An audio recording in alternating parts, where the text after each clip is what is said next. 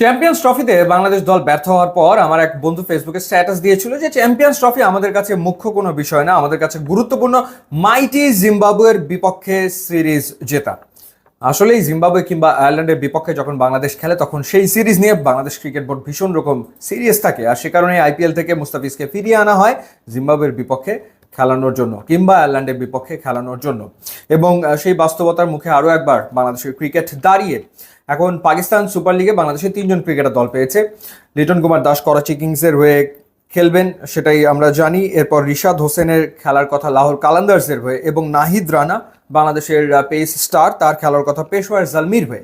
কিন্তু তিনজনের কাউকেই এখন পর্যন্ত এনওসি দেওয়া হয়নি, যেহেতু লিটন কুমার দাস এবং নাহিদ তারা ডেফিনেটলি জিম্বাবুয়ের বিপক্ষে বাংলাদেশের যে স্কোয়াড ঘোষণা করা হবে সেই স্কোয়াডে তারা তো থাকবেন।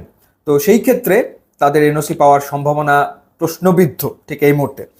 একই রকমভাবে প্রশ্নবিদ্ধ অবস্থায় রয়েছে আরও দুজন ফাস্ট বোলার বাংলাদেশের, যাদেরও বাইরে খেলার অফার রয়েছে। একজন হচ্ছে শরীফুল, তাকে আসলে দলভুক্ত করার চেষ্টা করছে এসেক্স, এবং সেটা হচ্ছে মে এবং সেপ্টেম্বর মাসে হতে যাওয়া টি-20 ব্লাস্টের জন্য।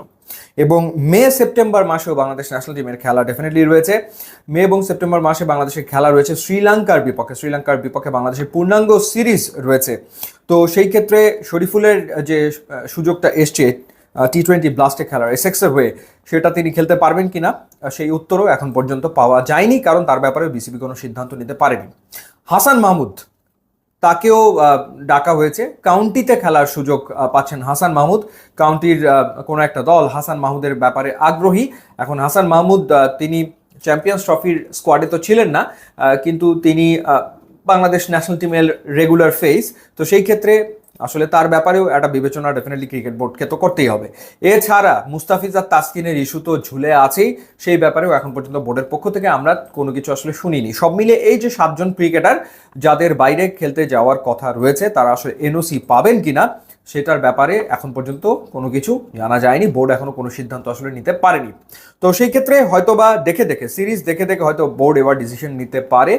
যেমন জিম্বাবুয়ের বিপক্ষে হয়তো লিটন বা নাহিদ রানাকে নাও রাখা হতে পারে, সেই জায়গায় ইয়াংস্টার্সদেরকে প্রমোট করার একটা সুযোগ যেহেতু আছে। কিন্তু পাকিস্তানের বিপক্ষে বাংলাদেশ একদম পুরো শক্তির দল নিয়ে খেলতে চায়, কিংবা শ্রীলঙ্কার বিপক্ষে হয়তো একজন দুজনকে ছাড়া হলেও হতে পারে। তারপরেও সেই ব্যাপারে খুব একটা আগ্রহী না ক্রিকেট বোর্ড। তো সেই ক্ষেত্রে এই 7জন ক্রিকেটার যাদের টপ লেভেলে ক্রিকেট খেলার একটা সুযোগ তৈরি হয়েছিল বিভিন্ন ফ্র্যাঞ্চাইজি টুর্নামেন্টে কিংবা কাউন্টিতে, সেটা আসলে ঝুলে আছে বোর্ডের সিদ্ধান্তের উপর। দেখা যাক বোর্ড কি সিদ্ধান্ত নেয়।